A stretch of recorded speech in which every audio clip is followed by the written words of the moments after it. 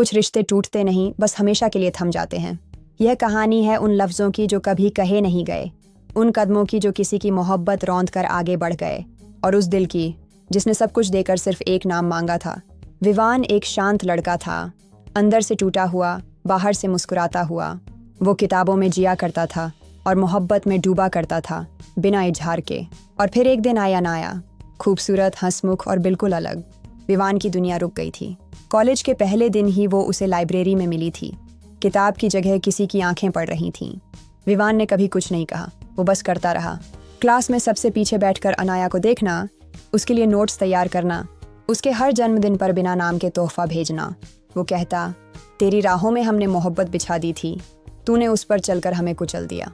वो उसे किसी एहसान की तरह नहीं, इबादत की तरह चाहता था। वक्त बीतता गया, अनाया और विवान दोस्त बन गए। वो उससे हर बात शेयर करती, यहाँ तक कि जब उसे किसी लड़के पर क्रश होता तो वो भी। विवान सुनता, मुस्कुराता और अंदर ही अंदर बिखरता। अनाया को कभी एहसास नहीं हुआ कि उसकी हंसी के पीछे कोई रोज़ अपनी नींदें कुर्बान कर रहा था।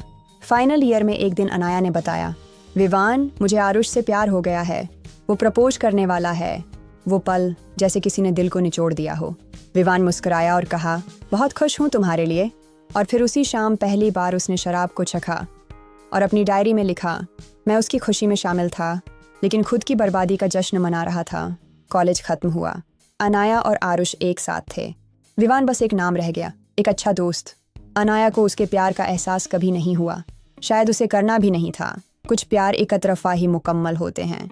विदाई के दिन विवान ने अनाया को आखिरी बार देखा। ख्याल रखना, यही कह सका। 5 साल बाद विवान अब एक प्रसिद्ध लेखक था। उसकी किताबें दर्द की गहराइयों से निकली थीं। हर लफ्ज़ में अनाया थी। एक दिन उसकी किताब मोहब्बत बिछा दी थी कि लॉन्च पार्टी थी, और तभी एक चेहरा, वही आंखें, वही मुस्कान, सामने खड़ी थी अनाया। तुम्हारी किताबें पढ़ी हैं, बहुत दर्द है उनमें, अनाया बोली। विवान ने हल्के से मुस्कुराकर जवाब दिया, कभी किसी की राहों में मोहब्बत बिछाई थी। वो चलते गए और मैं दबता गया। अनाया की आंखें नम थीं। क्यों नहीं बताया कभी? क्योंकि तुम कभी रुकती नहीं, और मुझे आदत थी खामोशी से जीने की।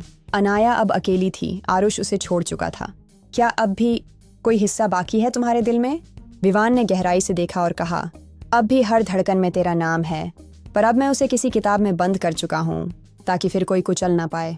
अनाया कुछ नहीं कह सकी, बस उसकी आंखों से वो सब बह गया जो कभी लफ्ज़ों में नहीं था। कुछ रिश्ते टूटते नहीं, बस हमेशा के लिए थम जाते हैं। यह कहानी है उन लफ्ज़ों की जो कभी कहे नहीं गए, उन कदमों की जो किसी की मोहब्बत रौंद कर आगे बढ़ गए, और उस दिल की जिसने सब कुछ देकर सिर्फ एक नाम मांगा था। विवान एक शांत लड़का था, अंदर से टूटा हुआ,